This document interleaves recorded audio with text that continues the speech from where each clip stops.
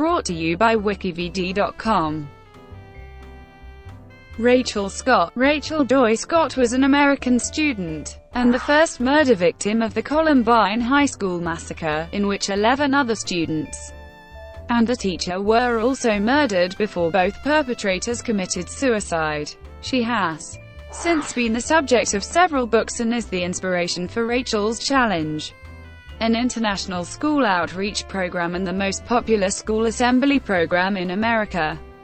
Its aim is to advocate Scott's belief, based on her life, her journals, and the contents of a 2-page essay penned just a month before her murder entitled My Ethics, My Codes of Life, which advocates her belief in compassion being the greatest form of love humans have to offer. Owing to the fact both Scott and Anne Frank died at a young age through the hatred of others, and that both girls had written of the wishes to change the world for the better through the simple acts of love and kindness, parallels have been drawn by her uncle, among others, between the journals she wrote in her short lifespan and Anne Frank's The Diary of a Young Girl.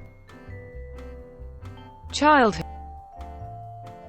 Rachel Joy Scott was born on August 5, 1981, in Denver, Colorado. She was the third of 5 children born to Darrell Scott and Beth Nimmo. Her older sisters are Bethany and Dana, and her 2 younger brothers are Craig and Mike. Scott's entire family are devout Christians. Her father, Darrell, was a pastor at a church in Lakewood, Colorado, and worked as a sales manager for a Denver-based food company. Her mother, Beth, was a homemaker. Rachel's parents divorced in 1988, but maintained a cordial relationship, and held joint custody of their children. The following year, Beth and her children relocated to Littleton, Colorado, where she remarried in 1995. As a child, Scott was an energetic, sociable girl who displayed concern for the well-being of others, particularly if they were downcast or otherwise in need. She also developed a passion for photography and poetry at an early age. Rachel attended Dutch Creek Elementary School, and then Ken Carroll Middle School, before enrolling in Columbine High School in her 9th grade year. At Columbine, she was an attentive, above-average student who displayed a flair for music, acting, drama, and debate. She was a member of the school's forensics and drama clubs, although initially acting did not come easily to her, and she had to devote extra effort to succeed in this activity. Coincidentally, because of her involvement in the school theater production club, she became acquainted with Dylan Klebold, one of the perpetrators of the Columbine High School massacre, in 1998.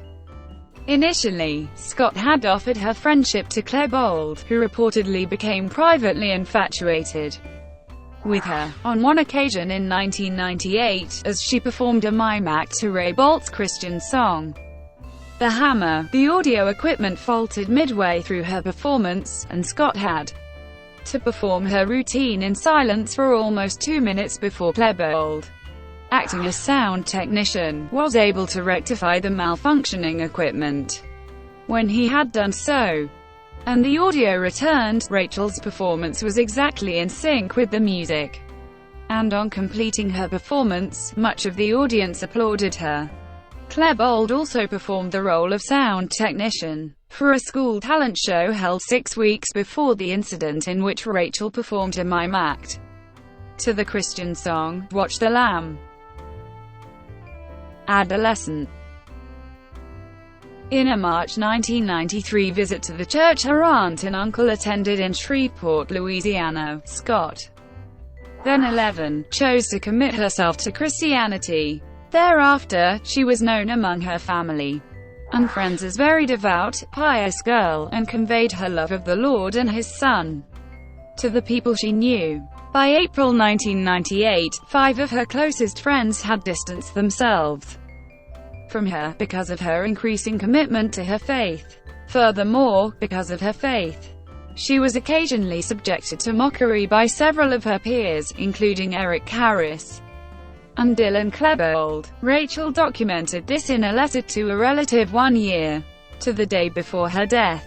This letter includes the words, "Now that I have begun to walk my talk. They make fun of me. I don't even know what I have done. I don't even have to say anything, and they turn me away. I have no more personal friends at school. But you know what? It's all worth it. On many occasions throughout Scott's adolescence, her family observed her in prayer both at home and at church. Her mother said that her daughter would regularly pray on her knees, with her head bowed, her hands upon her face, and that often, these particular prayer rituals brought tears to Scott's eyes. By the age of 17, Scott was an attendee of 3 churches: Celebration Christian Fellowship, Orchard Road Christian Center, and Trinity Christian Center, where she choreographed dances at Sunday service. She was also an active member of church youth groups. At the Orchard Road Christian Center, she attended a youth group named Breakthrough, where she displayed a passionate interest in both evangelism and discipleship. Scott wrote in her journals that her spiritual awareness developed greatly through attending this youth group, and she became known as a leading advocate within it.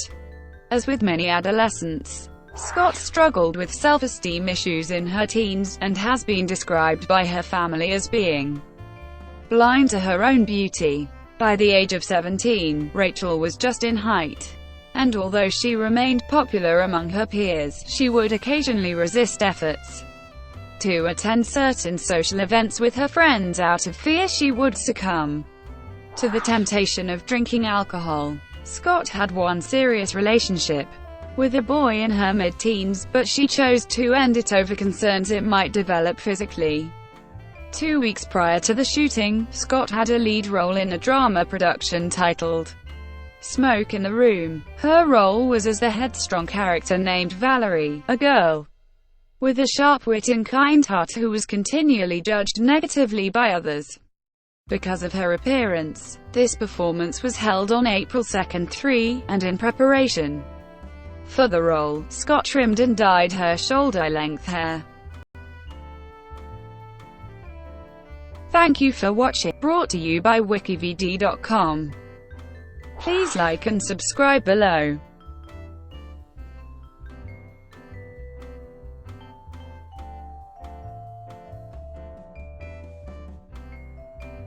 Please like and subscribe below.